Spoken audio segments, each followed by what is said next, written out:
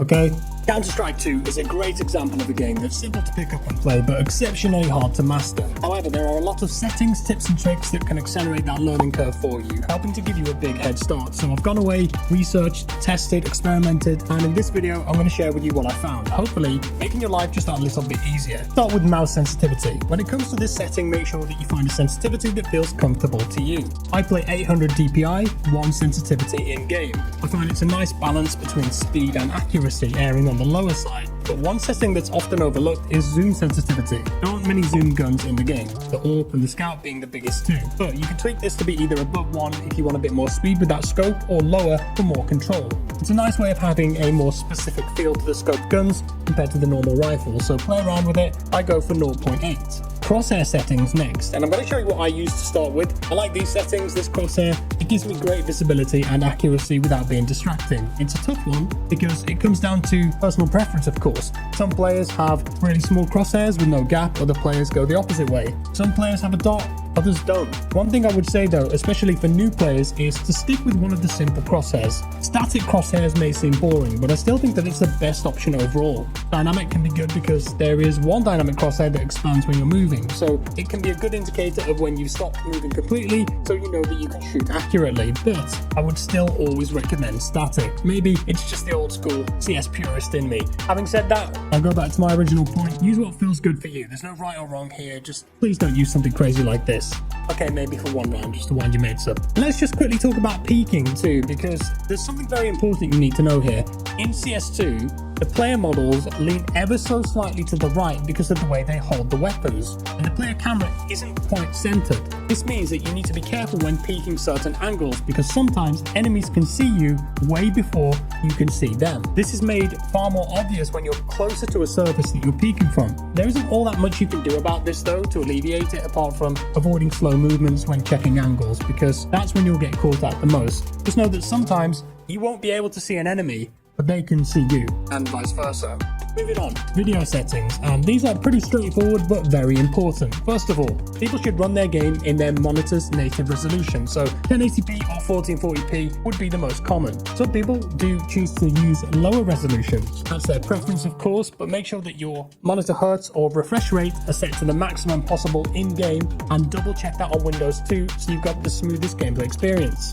Boost player contrast, enable that. It will help you to see players better at long distances, vital in the game. I also disable VSync. I then have anti-aliasing at 4x to smooth those jagged lines out, although you can turn it off for a small FPS boost. Global shadow quality, I'll leave that on very high. The reason for this is that shadows in Counter-Strike 2 are so good that I have to have this on the highest setting to make them as crisp as possible. Trust me, shadows give away player positions a lot in this game and can benefit you with a huge gameplay advantage. I leave model and texture detail on high because I prefer to have it look just a little bit nice, but if you're struggling for frames per second, you can put this down to low.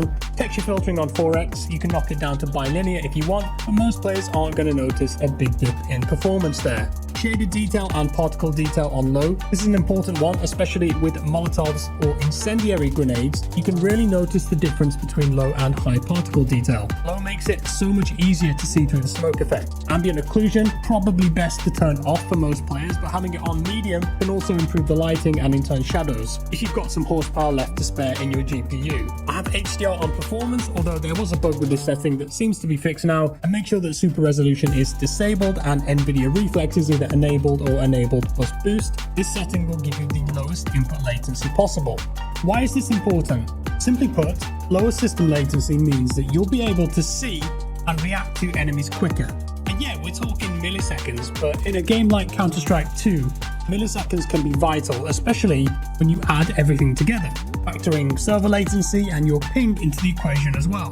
You want to know for a fact that if there's an enemy peeking a corner, ideally you'll see them as soon as possible, and when your crosshair is on them, you click and register a hit. But what exactly is Reflex? Well, it's a technology introduced on NVIDIA graphics cards that optimizes the rendering pipeline across the CPU and GPU. removing stalls by synchronizing each step of the pipeline, and Reflex is most effective when the system is GPU bound or when the GPU is under high utilization, as it prevents the CPU from racing ahead of the GPU, which in turn can cause a build-up in the render queue, increasing latency. Fortunately, it's too late, the shot misses, but with Reflex turned on, that delay is lower, and so the player can actually connect with the shot there.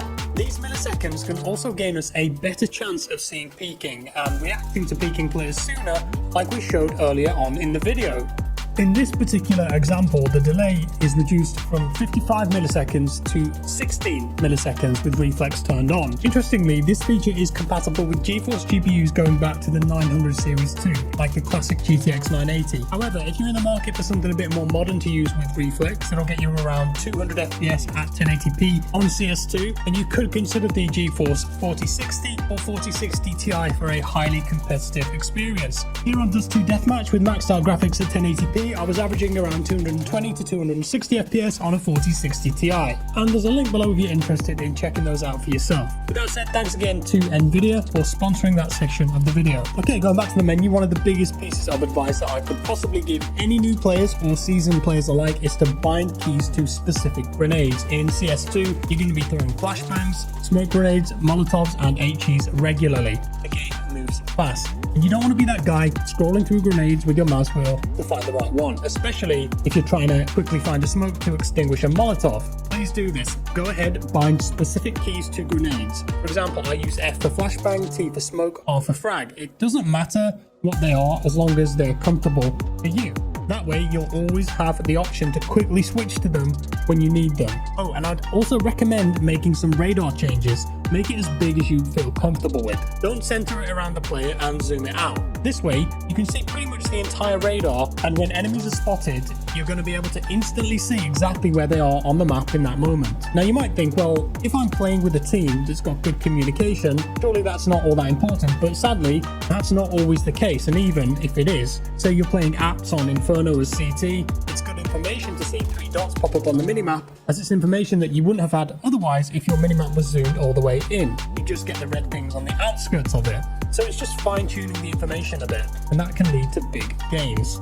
I'd also advise maximizing your HUD scale out to just increase the presence of that on the screen. Next up, this one is really cool. In Counter-Strike, audio has always been one of the most pivotal, important parts of the game. Hearing players' footsteps, reloads, when they drop things, it all matters, and working out exactly where those sounds are coming from is super important. CS2, luckily for us, has some pretty different audio settings that could be useful for some players depending on your audio system. First of all, there's an EQ mix. It's got 3 options: natural, crisp, and smooth. There are small nuances between all of them that I've tested, and I've seen a lot of players suggesting that crisp is the best at left and right.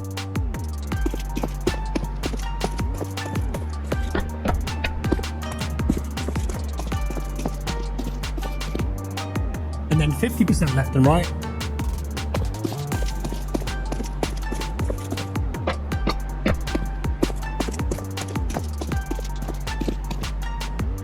Finally, 100% left and right.